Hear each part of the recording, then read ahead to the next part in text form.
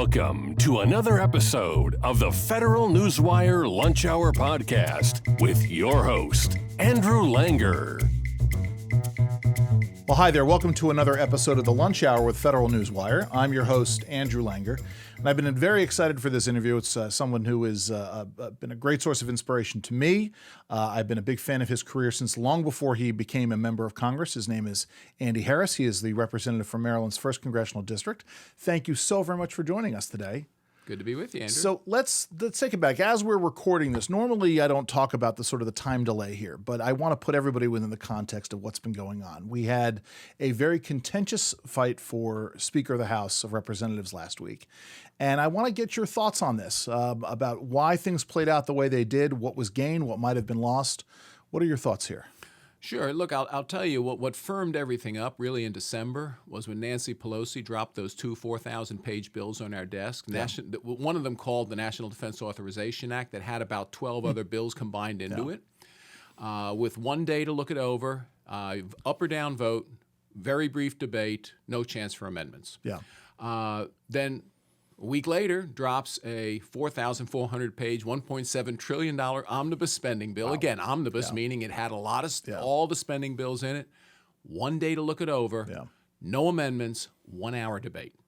This is just that firmed up that we can't do business like this. Absolutely. And then I think the serious negotiations started at that point to make sure that never happened again, which culminated on that early hours of the morning on Saturday with the election of Speaker McCarthy, having come to an agreement. Let's talk about the context of all of this as well, right? Because this is the way we've been doing things for the last few cycles is not the way things have been done in the past. This concept of regular order. Talk about why regular order is so important, not just for the process of the House, but also for the American people generally. Absolutely. Look, we have 435 representatives. If you don't have regular order and you don't sit on that committee of jurisdiction, you can't affect the legislation. You're not allowed to bring an amendment to the floor. You're not allowed to improve that legislation the way it might affect your district. And of course, by regular order, we mean that bills come to the floor and you can actually put amendments on them. It has been, I'm told, and it's probably true, 6 years since we've actually had floor amendments. Where it's open to floor amendments. And we've had votes on amendments on the floor, but those amendments had to have been approved by the Rules Committee. That's insane. Okay. So it's and the Rules Committee is the Speaker's Committee. So it's just like the frog in water. Over time, the Speaker has become more and more powerful and been willing to use that power. And Nancy Pelosi was the epitome. 4,000-page bills, no chance to amend it, up or down vote, 24 hours to look it over. Pinging on that issue alone for a second, because you were elected in 2010, part of the Tea Party wave of Republicans. One of the things that I know I'd worked on back then, and I know others had worked on, was this idea of giving, because we'd been through this back in the Democrat-led Congress the last time around, where they were not giving members enough time to read the bills.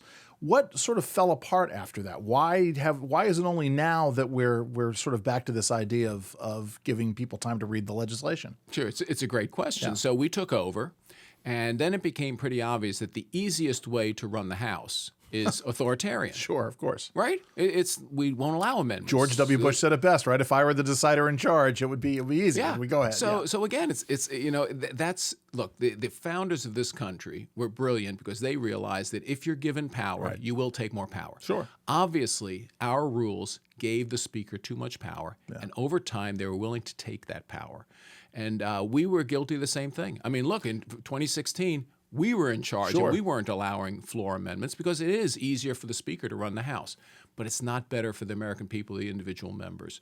Because, again, if I don't sit on a committee of jurisdiction of something and it has a serious effect on my district, I should be able – and my district because it has an effect on my district, I can lend expertise to that. That's called the amendment process. We have to have an amendment process. Let's talk about your district. Now, obviously, for the sake of transparency's sake, I lived in that district for many, many years. It's a district I'm very fond of, Maryland's 1st Congressional District. Talk about Maryland 1 and why that's such a unique or interesting district, both nationally and also for Maryland. Yeah. Well, it is the only, as of now, the only district held by a Republican in the state of Maryland. In Maryland, of course, has the Baltimore-Washington corridor in the middle, and then Western Maryland and Eastern Maryland, which are generally Republican areas. So depending on how you gerrymander those two, depends on how many representatives you have. Look, it's a district that's the deep suburbs of Washington, of Baltimore, and the rural area of Maryland's Eastern Shore. So it's a fairly unique district in Maryland because the Western Maryland district has rural areas, but it doesn't go as close to Baltimore City as my Eastern Shore district does. And so, we'll go back. So you were in the military, right? Mm-hmm. Well, we'll get to that. You are a physician, one of very few in the House, which informs your decision making. I think, especially on issues regarding healthcare, in a very different way. What made you run for office the first time? And I don't remember if you ran. Were you in elective office before you were Maryland State Senator? No. Okay, so you ran for Senate the first time. Senate. What prompted you to run for State Senate? Honestly, to be involved in politics, because both my parents escaped from communist countries, so they believed that if people should take the opportunity to be involved in politics when you can, and in America you can. So it's a way to give back, just like my military service was. I mean, it's a way to say, look, I'm going to serve the community this way. We had a conversation early on with Ilya Shapiro, who was at the Cato Institute and then briefly at Georgetown, now at the Manhattan Institute. And we had a conversation about how, second-generation Americans, whose family had come from Eastern Europe, from the communist bloc, how that informed their view of freedom and liberty. Talk a little bit about that for you, because I also know that is certainly true of you and your background. Oh, it's absolutely true. Yeah. What we see going on now, again, the incremental increase in power of the government, effect over the media, being willing to alter the story. My parents, would tell me stories about propaganda in the old country. Well, we're seeing it here. Sure. We're seeing it now. So it's a very useful. It's been very useful in forming my decisions and keeping my eyes wide open into the fact that this country is clearly the best country in the world, but we're all subject to human nature. And if we don't follow our Constitution and we don't follow resist the natural tendency of people in power to get more power, we'll end up in the same place. One of the things that made me interested in what you were doing was talking about power, talking about executive branch power, regulatory power. You were one of very few members, so actually one of very few candidates at the time who sort of understood the regulatory state, the administrative state, the enormous power it has.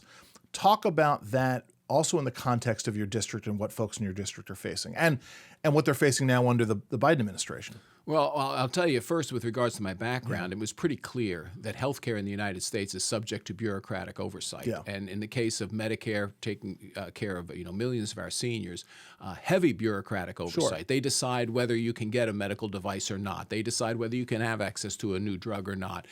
Things that, again, is just subject to regulation. With regards to the district, I mean, again, a largely agricultural district in parts of my district. It borders on the Chesapeake Bay, so there are environmental issues.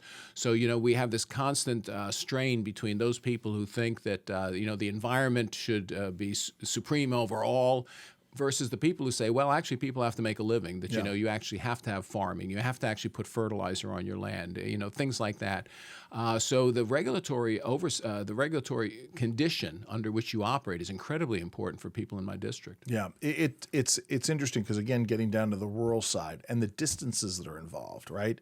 You have people, I don't even remember how long it is from the lower part of the Eastern Shore all the way up to Baltimore, the northern part of the shore.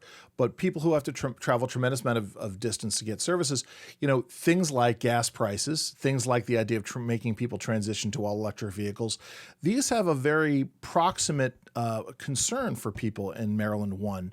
Tell us a little bit about that. Sure. So that's a great example. Yeah. So, people have to drive. I mean, it's a rural area. So, for instance, when we were discussing a carbon tax, you have to say, okay, well, who's going to be affected by a carbon tax? Well, if it predominantly affects vehicles, then people who drive a lot are going to be affected by it. Well, how do you, then it's not an equal taxation. If you put the equal taxation on a gallon of gas, a carbon tax is going to affect rural people more. How are you going to make up for that if you come to that kind of regulatory scheme? So, same thing. I mean, usually in rural areas, houses are freestanding, heating bills are higher. You have more people who depend on heating oil. When the price of diesel and heating oil was over $5 a gallon, approaching $6 a gallon, some places exceeding that. heavily influences the economy in a rural area. Yeah, it's interesting because right now there's a big debate advanced by one of the commissioners on the Consumer Product Safety Commission over the banning of gas stoves. Yeah. I mean, are you hearing from folks about this? I mean, it's obviously there are a lot of folks not just in Maryland One but elsewhere that have gas stoves.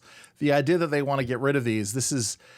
To me, it's a form of insanity. Want to get your thoughts on this? Well, this really just popped up. I didn't realize that they were even looking into this. But, I'll tell you from the medical point of view, I mean, they make an argument that there are particular matters. It makes sense. If you burn any product in your house, you're going to have fine particles. And they've somehow, and I haven't had a chance to look into it, they've somehow linked this to the increased incidence of asthma. Yeah. So, it could be in some high-risk communities. Maybe we can make them a little cleaner burning. We can, do some warnings. But to say, we're just going to eliminate this. Well, what's the substitute? I mean, are you going to burn wood? No. Are you going to have electricity? We already have grid problems. I mean, you can't just substitute electricity for everything. And that's it's a temptation. We better not go down that road. You're on the Appropriations Committee.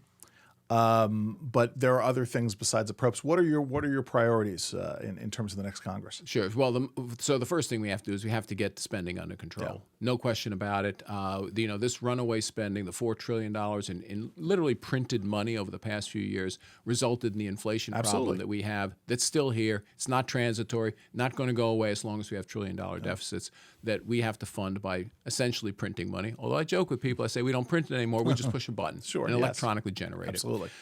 So spending far and away, get rid of inflation. Time out. You had that opponent a few cycles ago who was handing out $100 bills with her picture on. I don't know if you remember this, but it was one of the weirdest, most tone deaf campaign stunts to hand out money with her, and it was just a very strange thing. Yeah. We have to get away from the idea that we can afford $1 trillion deficits, and we can do it by income redistribution, by not encouraging work. The only way we get out of this whole situation is economic growth and spending restraint by the federal government. So that's obviously key. We have to bring down the cost of energy. Hugely important in a rural district. We already talked about it.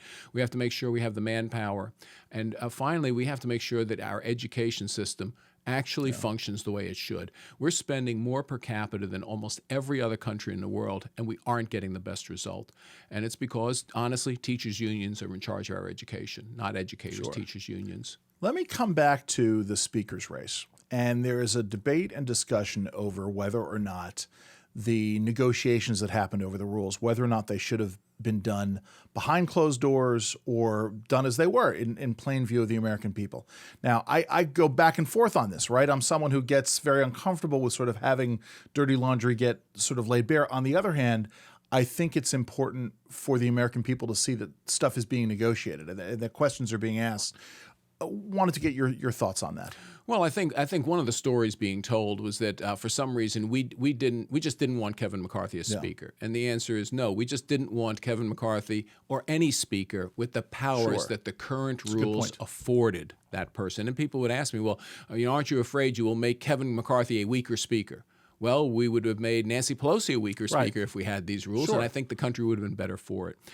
So yes, obviously, once we get past that, it was only a question of when can we come to this agreement, and what can we include in this agreement, again, to advance the interests of the American people and to protect them. From I think what we've seen over the last few years is a speakership gone awry. Right, and I think the reality is, all the histrionics aside, 2 years from now, no one's going to care two whits about whether or not you took a day or 4 days. I think 2 weeks from now, right? Given the cycles, so let's talk about that a little bit, about the issue of the 24-second news cycle and how that impacts the politics and the discourse up on the Hill. I mean, politics generally. I mean, how does the fast-paced moving and the constant hunger for not just news but salacious news on the part of the leftist press, how does this play into the discourse? Look, the trouble is we've come into a performative media. I mean, the fact of the matter is that there instead of people coming here in order to get things done for their district and for the country, they want to see if they can get into the news cycle with with some tweet, with some we had and I won't name names, but there was a very junior member on the other side of the aisle with no experience coming here, who basically was a social media star. Sure. And the reporters would just mob this Sure. person Right. every time this person appeared somewhere, as though this person was going to lay a nugget of knowledge Sure. on the Listen. country.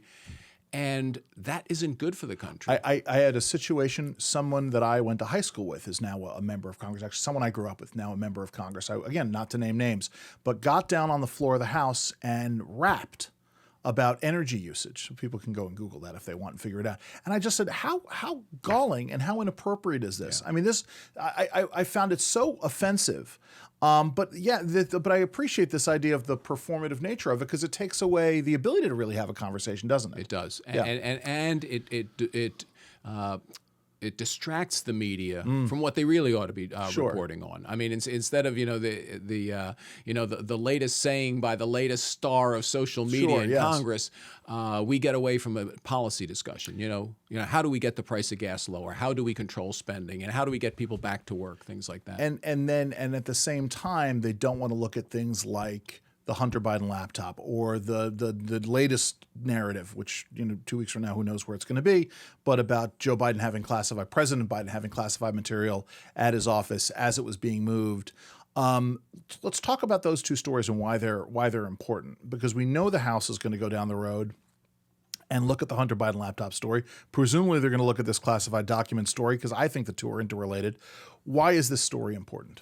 Well, the classified document one, I think, is just going to show that there's a double standard here. I mean, look, if you're moving thousands and thousands of documents, the chance is, that may be a classified document. Sure. Okay, great. Bring them back. No harm, no foul. But they made a big deal about it for President Trump. Sure. And now, when we find out that actually this happens more often than we thought, it's not a big deal when President Biden has done it as a vice president. That double standard, when I go into the communities, people are upset at the double standard that exists. They think a double standard exists not only for those in power versus those who aren't in power, but for those who are in power in one party versus those who are in power in the other party. And that's not American. They fully understand that's not the way America is, but it's devolved into that.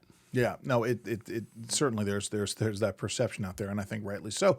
But the Democrats, not that I want to sort of goad you into this, it's not really goading, but the Democrats do better, I think, with double standards and hypocrisy. I think our side does far worse with it because we try to be intellectually consistent. The other side has no interest in being intellectually consistent. That makes it really almost harder to try to find any kind of compromise. Well, look, there is a difference between Democrats and Republicans. We are, again, I think, more independently minded. We go less with the herd. If the herd is told that this is what you're going to do, this is the story. There was nothing on that Hunter Biden laptop. It was a Russian hoax. Everybody says, oh, there was nothing wrong with that laptop. It was a Russian hoax. And then people on our side are looking at it going, wait a minute, it's the president's son. The guy is a drug addict. He, has questionable relationships in his life. He leaves this laptop at a store. Why wouldn't you think it's his laptop? And why wouldn't we want to know, what might be on it vis-a-vis overseas business interests? Absolutely, and whether or not, frankly, the vice president's office is for sale. I mean, I think Americans have a particular interest in understanding if their president wasn't acting corrupt when he was vice president of the United States. I think if you ask most people will say, yeah, it's totally believable that Hunter Biden was selling, his father's fame for money overseas. Right. Okay, well, let's see. And again, Americans are jaded. They don't trust people in power, and basically. Right. But the question we have to get to is, did it end at Hunter Biden? Sure. If there was no connection between Hunter Biden and Joe Biden, so be it. Let's find out. But if there was, that would be very, very worrisome. So shifting gears, you have a military background. You were a physician in the military. You were an anesthesiologist in the Navy, as I recall. But you have a certain background and understanding in national security and defense issues. So where do things go both with the war between Ukraine and Russia and America and China's advances abroad? I mean, where do you see these threats down the road, and what are you doing in Congress? So, look, I firmly believe that a free economic system is going to prevail over a system of a controlled economy. Yeah. So I think in the end, if we play our cards right, we will prevail over Russia and we'll prevail over China, because controlled economies just don't work, and it's been proven over the last 100 years. But we have to play our cards right. That means we have to go and look at the military and say, okay, how are we, Russia's military budget is 1/10 of ours, and we're worried about Russia. Well, they're either very good at spending, efficiently spending on their military, or we're very bad at it. And it may be a combination of both, but we have to look at our defense budget and say, look, this is serious. We have to have a position of strength. I don't, and my favorite bugaboo is, a Navy guy, is that the Navy has a requirement to buy a certain amount of fuel that is not fossil generated fuel. It's renewable fuel. I guarantee you China is not buying renewable fuel to fuel their aircraft carrier airplanes. Right. Okay? And Russia is not buying renewable fuel to run their tanks in Ukraine.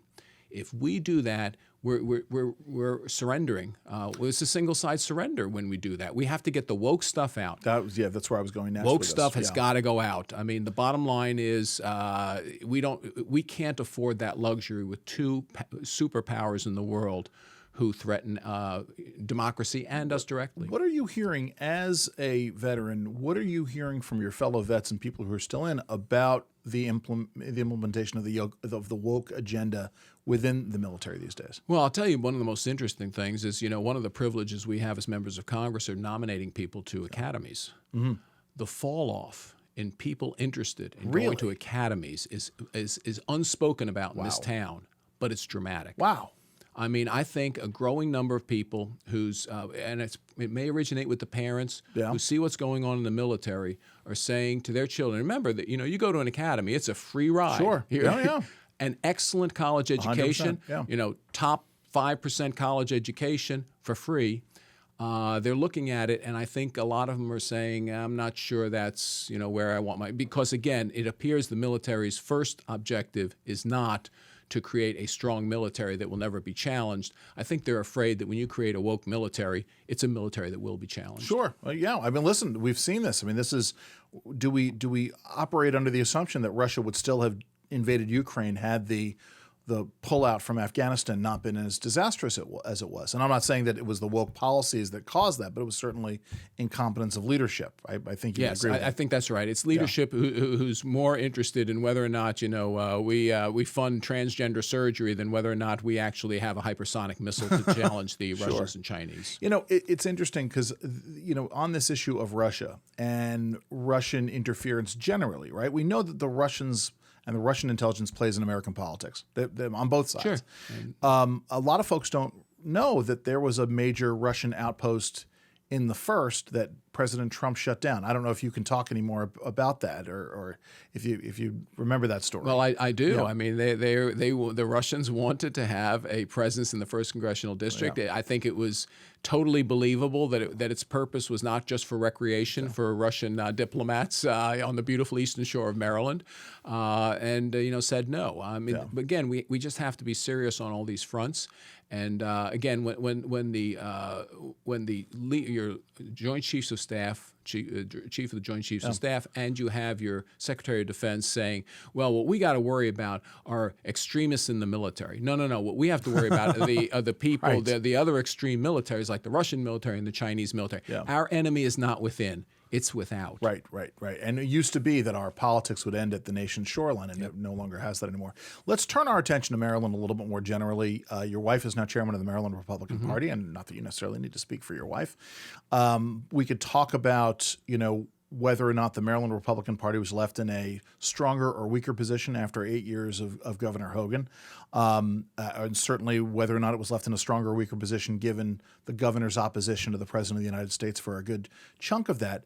But let's talk about the challenges that Republicans are facing. I got a phone or an email today from a colleague wanting to know who is going to be pushing back against the Democrats' agenda in the State House, someplace where you were for a number of years. Talk about the landscape there. Well, look, I mean, we have to be the voice of reason in Annapolis. The fact of the matter is we have a governor now, Wes Moore, who wants to be president. Usually when governors want to be president, they do some pretty strange things. Sure. Again, if you're a Democrat, you want to be president, you run to the left of everybody because that's the way you have to win the Democrat presidential primary. So Maryland is primed for some pretty strange ideas. And we know because they're going to look to California for some of these ideas, and they're going to try to, transplant them into Maryland.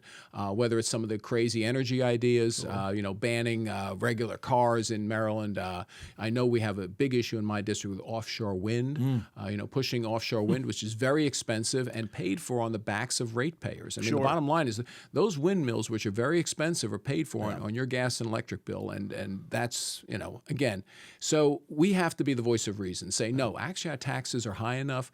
Our regulatory burden is high enough. Don't do anything to increase the cost of energy. If we're a generous people. If we're going to give people benefits from the government, we're going to ask them to work, things like this. And the last one is, I think, very importantly, and I urge my Republican colleagues all that, we have to talk about education choice. Yeah. This is the entree into the minority community, because unfortunately it's the minority communities usually who don't have the option of taking their children and taking them out of the public education system. I think Ron DeSantis in Florida had an excellent program, expanded it. I think that's why his margin of victory was one of the reasons why his margin was so much larger for his second term than his first term, is he delivered on education choice in Florida. And Lord knows, I mean, Maryland, where the Democrats are touting the fact that they spend more per pupil than anywhere else, or just about more per pupil. Like it's always up there in the top five.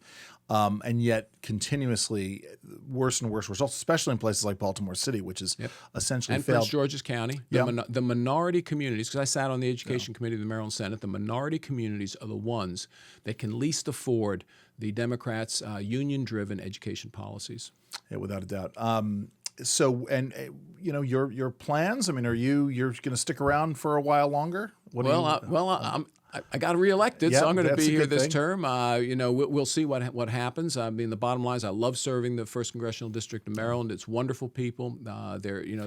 It's the most conservative part of Maryland, which I consider the most common sense part. Now, I ask this, and I usually preface it in the same way. I had at one point been talking about doing a podcast called Outside Interests, in which we talk to folks in D.C. and political and policy world about stuff that happens outside. I know you've got a wife, you've got a family.